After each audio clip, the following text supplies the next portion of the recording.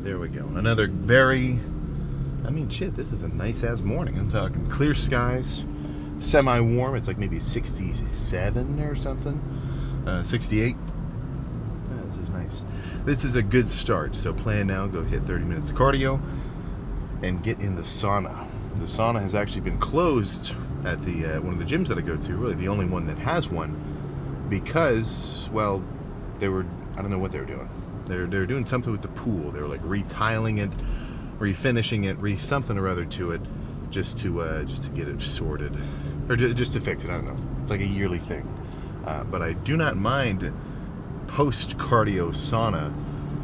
There's just something about it, it's definitely doing something. Like it's definitely enough of a difficult thing to do where I would consider it into the threshold of like a bodily stressor, where it's like, what's going to do more for you? Doing a very light, breezy walk, 2 mile. Like my regular walking pace is probably 2 mile an hour, maybe not 1.5. I might break into 1.5 territory. If I'm walking somewhere, I'm not going 3. I'm not going 3.5. I'm going slow. So for me to do that versus like even just double speed, 3 mile an hour, minor incline on a treadmill, the one that's more intense is going to be doing more for you, right? So when it comes to, I think that's a little bit of a gauge of how I decide whether or not things are actually doing anything. It's like, okay, is it hard? Yes. That's probably an indicator it's going to do something. It's not a guarantee, but I think it's a decent indicator. So I'm going to start off regular cardio, 300 or so calories in half an hour. That's kind of about my sweet spot. But I've been doing that for a while. It used to be like getting to 300 would I'd kind of be pedaling a little extra hard. But now that I'm a bit bigger and stronger, I can really amp the difficulty up at least like one notch. And then that puts me more like a 350 calories burned in 30 minutes kind of situation. And I'm not sitting here pedaling like I'm on a bike sprint on the last couple minutes of a marathon. Like it's just a very brisk, constant pedal where it doesn't actually start off hard at all. Like really, you're almost kind of waiting for it to feel hard. And once it does, you're like, oh, now I get it. Now I understand. But nothing wild, right? Nothing freaking wild. And then, adding the sauna post-cardio I like. After a workout, not so sure it's going to be as beneficial, because after I'm done working out, my whole thing is now I want to recover, right? I'm not going to, that's why I like cardio in the morning and not after a workout, because if I do anything to stress myself out, like, I'm not saying mentally, like physically, after a workout, after you're done working out, you want to jump straight to recovery. You want to get home, chill, eat some food, get that kind of recovery process started. But either way, 30 minutes on there. I'll see how many minutes I'm going to sit in the sauna for. I don't push it. Like 15 is usually my most. But since I haven't done it for a while, I might be feeling it at 10. So we'll see. We will most certainly see. And word of warning, of course, anybody who's going to freaking go wild in the sauna, maybe just don't do that. Maybe don't try to do an hour or think that it's going to help you burn a whole bunch of body fat, or you know how to respect the sauna. But I'll see you for a little post sauna cardio pose down, and then we can get home and freaking eat something. So I'll bring you guys along for breakfast. So let's just jump straight to that posing room once I'm done. All right, I left the microphone in the car, but we're good. So 30 minutes on the bike. Actually, it was like a seated pedaler. It was almost like if you took an elliptical and a seated bike, and they popped out a little something else, and that's a bit of in between. But regular difficulty, 350-ish calories in 30 minutes, sweating, good. Combine that with a little sauna action, and then whoop-de-doo, right? And I was freaking drenched, so I made sure to bring a good, healthy amount of water with a couple of electrolytes inside, just to make sure I don't totally kill my hydration game just from sweating. But let's see how we're looking here with an empty stomach.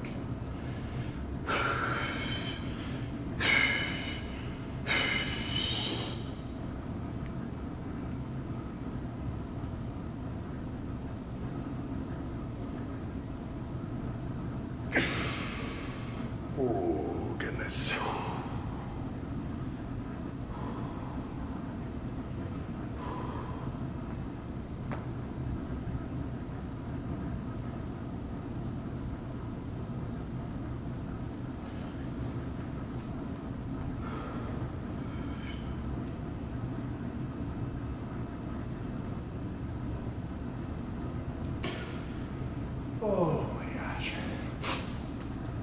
Let's see how my vacuum game is.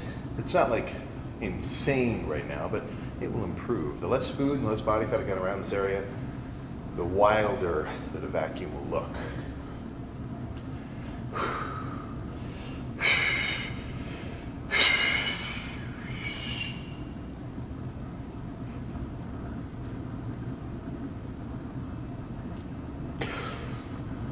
Oh my goodness.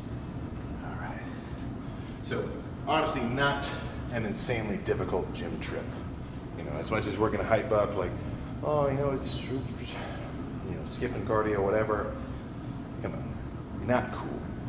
I was at Costco and I saw a personal sauna, like $1,700, but it's a little bit alluring. Might make me interested in kind of at least looking into the option. Because really, half the reason I even come in here instead of just doing the bike at home is so I can go into the sauna afterward. So if I can just skip the middleman, put a little sauna in the basement next to the seat of the bike, that might be the trick. That might be the trick. But either way, I'll keep you updated. Let's go eat something. There we go. Yeah, not the longest little clip, but this is getting us back on track to the regular, you know, future day kind of schedule. Yeah, I'll tell you something. It's hard to beat an outdoor meal. It's hard to beat sitting outside and grubbing on something. And I definitely want to make use of it while it's a little bit warmer, you know, before it actually kind of cools down. I just want to sit inside for, you know, unless you actually want to go out into the snow or whatever. But this is now breakfast, so technically meal one. Not a full day of eating, but one meal worth of eating. 8 whole eggs, so that's putting me at what? So 8 times 6. 48? 8 times 6. 5, yeah, so 48 grams of protein, but 40 grams of fats, right? Because, I mean, each egg in itself, 6 grams of protein, 5 grams of fat, right? It's not like a super low calorie kind of protein source. But I'm not exactly concerned with that right now because I'm still easing into this off season, or this dieting season. So it's not as though I have to keep my fats at like just a totally flat 50 for the whole day. They can kind of be a little bit on the higher end. This freaking bee will get out of here. But it's something you're going to have to, you know, keep in mind when it comes to protein sources. I mean, there's you got a million choices. You know, you can sit here and spam some freaking canned tuna, like I would recommend. Maybe not every meal, you know, mercury, whatever, but canned chicken, sardines. I mean, there's like a freaking million. But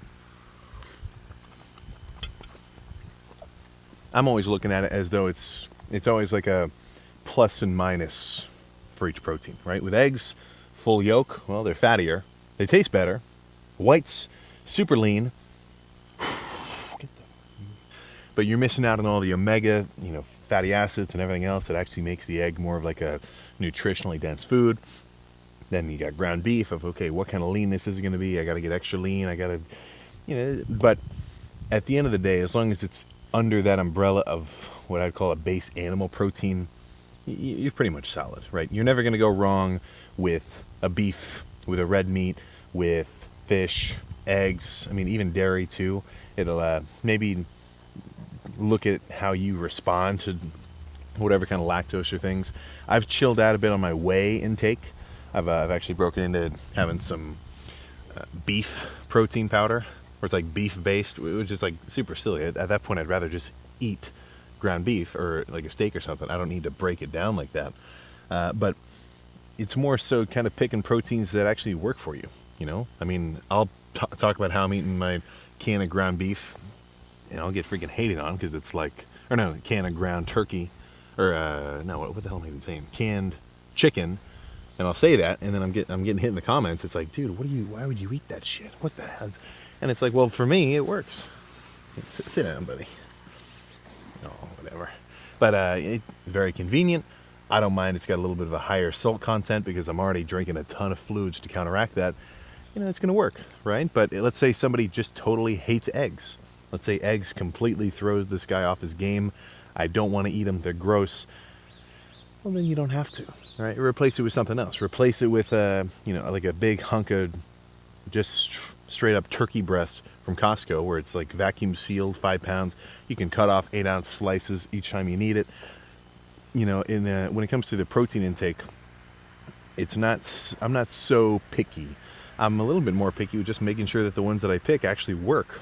And by work, get out of here, I mean like they are enjoyable for me. For me to sit here and eat 50 grams of protein of maybe like a plain tilapia or just like a plain egg white or just something, and I don't like it, well then it's going to turn that meal into a chore.